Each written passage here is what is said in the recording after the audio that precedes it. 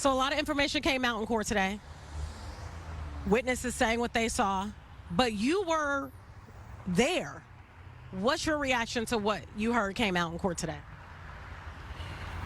When I heard it, I'm just looking. It was unbelievable, but I was there, and I know for a fact none of that happened. How they just explained it, but my truth will get out here, and I hope everybody understand. That's really it. I can't even say too much right now. Because it's just gonna feel like I'm going against them, they going against me. We just going back and forth, but the truth is going to come out. I remember the story with Romeca Meeks, the mother who took her child to school, and the baby daddy and his other baby mama came up there and attacked her, and the baby mama unalived her. Well, she finally has been charged with first-degree murder, right, y'all? As she rightfully have done so. But I'm trying to figure out why the fuck nigga ain't been charged either. Like, why he don't got accessory or whatever the case may be, because all this was behind him, because he want to play in one household and play in the other household. He should be held accountable just as well as the person who pulled the trigger. And it's crazy because the son has to suffer and to see this and to deal with this and miss his mother and know that somewhere, somehow his father has something to do with his mother being killed. And I know it's really confusing for that baby. I know that baby going through all type of emotions. That's who I really feel sorry for. But I really want the daddy, the fuck nigga, to be charged as well, because guess what? You played a part of that because you brought that person up there. So you knew that person had a firearm. You did. And you still allowed this lady to unalive your other baby mama because you want to dib and dab in two households. Men do not like to hold themselves accountable. And a lot of people don't, but men especially. But y'all know what to do. Get in the comments. Let's go. Justice for Romeca Meeks. And hopefully this baby daddy gets it too. Please. I just want justice. I don't want to fight with nobody. I don't want to argue with nobody. I just want justice for my daughter. And I want peace in my family. This has been such a hard 3 months. It's been painful. It's been we've been torn apart.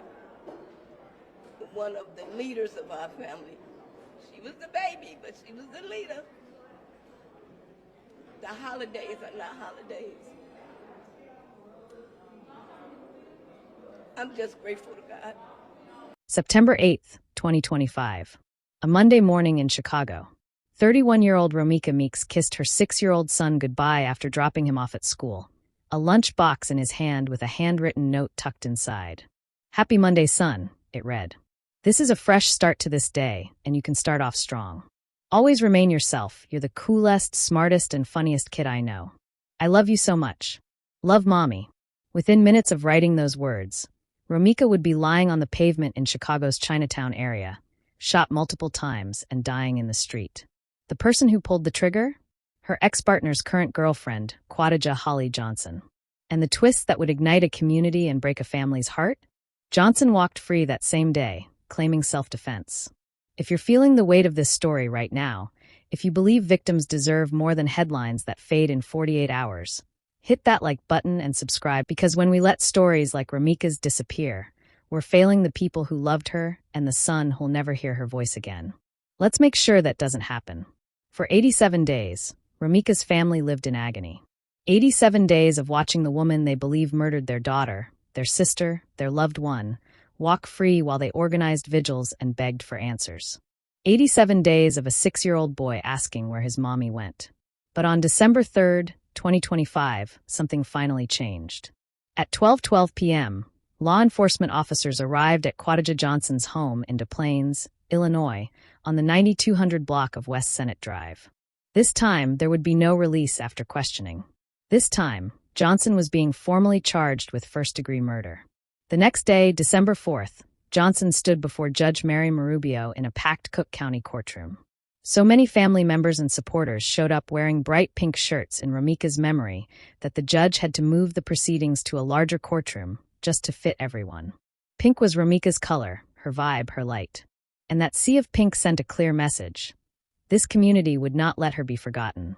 Johnson appeared in a standard-issue jail uniform as prosecutors laid out their case, painting a picture not of panicked self-defense, but of calculated violence.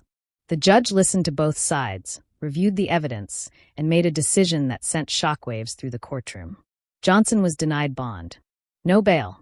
She would remain behind bars, now 7 weeks pregnant, awaiting trial for first-degree murder. Outside the courthouse, Romeca's mother, Tina McMiller, spoke to reporters with exhaustion and relief battling in her voice. "This has been such a hard 3 months," she said. "It's been painful. It's been terrible. I mean, we've been torn apart. I want justice so I can have peace of mind. It won't bring her back, but it will be a little peace now." To the Attorney General, it's been 3 months of pain and agony. I just want to say thank you, Lord. Thank you. Justice, please. I just want justice. I don't want to fight with nobody. I don't want to argue with nobody. I just want justice for my daughter. And I want peace in my family. This has been such a hard 3 months. It's been painful. It's been terrible. I mean, we've been torn apart. One of the leaders of our family, she was the baby, but she was the leader. The holidays are not holidays. I'm just grateful to God. That phrase, "it won't bring her back," captures the heartbreaking reality every victim's family faces. No arrest, no charges, no conviction can undo what happened on September 8th. Romeca's son still doesn't have his mother. But accountability matters. Justice matters. And after 3 months of uncertainty, the family finally had what they'd been fighting for. So who is Romeca Meeks? And how did we get to that devastating September morning? Romeca wasn't just a headline or a statistic. She was a 31-year-old woman studying to become a nurse, working toward a career built on caring for others and saving lives. Her family and friends describe her as someone with the purest soul, the kind of person who lit up every room she walked into.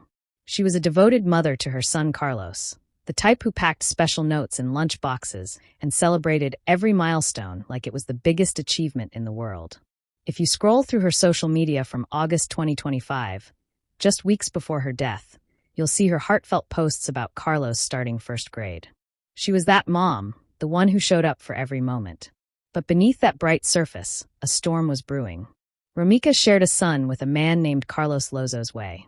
They weren't together anymore, and the relationship had deteriorated to the point where Romeca had taken out a restraining order against him. Let me say that again because it matters.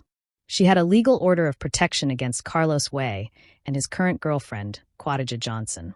Johnson also had a child with Way, creating a complicated custody situation with 2 women, both mothers, both connected to the same man, and both caught in escalating conflict. Johnson had filed her own protective orders against Romeca, going back to December 2024, with additional filings through the summer of 2025. On the surface, these orders might suggest Johnson genuinely feared Romeca. But Romeca's family tells a different story. They believe these orders were strategic, that Johnson was deliberately building a paper trail to justify future violence, documenting interactions so she could later claim self-defense if she decided to take lethal action. This raises a critical question that will likely determine the outcome of the trial. If someone files multiple protective orders against another person, then arms themselves and kills that person, does that look more like self-defense or premeditation? Should those orders be seen as evidence of genuine fear or evidence of planning? According to friends who knew Romeca, the tension between Johnson, Way, and Romeca had been building for months. There are reports and social media posts saying that Johnson and Way had shown up at Romeca's workplace before, tracking her movements and inserting themselves into her life even when she was just trying to work and take care of her son. So when September 8th arrived, this wasn't some random encounter between strangers. This was the culmination of months, perhaps more than a year, of escalating conflict. That Monday morning, Romeca wasn't thinking about the drama. She was focused on her little boy, on giving him a fresh start to the school week.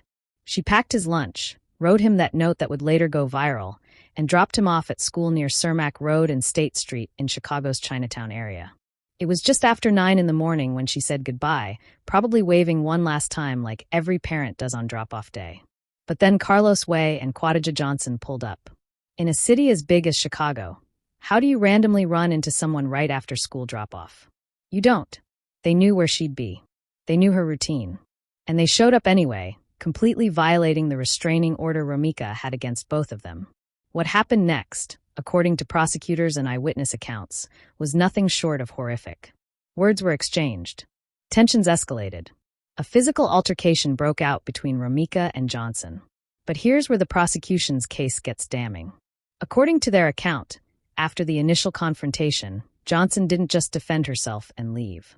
She walked back to her car, retrieved her gun, returned to where Romeca stood, and opened fire. Multiple witnesses reported seeing Johnson shoot Romeca in the face at close range. Romeca also suffered a gunshot wound to her thigh. She collapsed on the pavement, bleeding out in front of strangers who had just been going about their mourning. But the detail that made everyone in that December courtroom sit up, the detail that would ultimately convince Judge Marubio to deny bond, was what allegedly happened next. After shooting Romeca multiple times, Johnson reportedly fist-bumped Carlos Way while Romeca lay dying in the street. Let that sink in for a moment. A woman was dying. A mother would never see her son again. And her alleged killer was celebrating. The judge said what many had been thinking. That's not how someone acting in self-defense behaves. That's not the action of someone who feared for their life and had no choice. That's the action of someone who made a calculated decision to kill. Paramedics rushed Romeca to Stroger Hospital, but the damage was too severe. She was pronounced dead, leaving behind a 6-year-old boy who would never understand why his mother didn't come home. And here's what enraged the community and broke the internet. Johnson and Way stayed at the scene. They called the police themselves. When officers arrived, both claimed self-defense. Johnson kept repeating that she had a concealed carry license, as if that somehow justified shooting an unarmed woman. Video footage from the scene shows Johnson calmly on the phone, telling people around her, "I have a license to carry," while witnesses screamed at police to arrest her. But Johnson was taken into custody that day, questioned, and then released. No charges. Carlos Way. Also no charges. They both walked away while Romeca's body was being processed by the medical examiner. For 87 days, Romeca's family watched as nothing happened. Tina McMiller held vigils, spoke to the media, and demanded answers. The community rallied, creating petitions that gained thousands of signatures. People wanted to know how someone could shoot a woman in broad daylight, with witnesses and video evidence, and just go home like nothing happened. The turning point came in early December when the Cook County State's Attorney's Office announced that their investigation had concluded. Detectives had reviewed witness statements, analyzed video footage, and studied forensic evidence. Their conclusion? This was not self-defense. This was murder. And when Johnson appeared in court on December 4th, the prosecution made their case crystal clear. Johnson's defense attorney entered a not guilty plea and attempted to use those protective orders to argue Johnson had legitimate reasons to fear Romeca. But Judge Marubio wasn't convinced. The celebration in the street, the alleged fist bump, the fact that Johnson had walked away, armed herself, and returned to shoot, all pointed to something far more sinister than self-defense. Where does the case go from here? Johnson remains in Cook County Jail without bond, awaiting a trial that will determine whether she spends the rest of her life in prison or walks free. The prosecution will work to prove this was deliberate violence, not a split-second decision made in fear.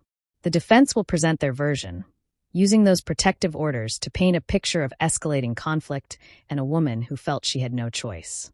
A jury will hear both sides and decide. But this case is about more than just what happened in those few minutes on September 8th.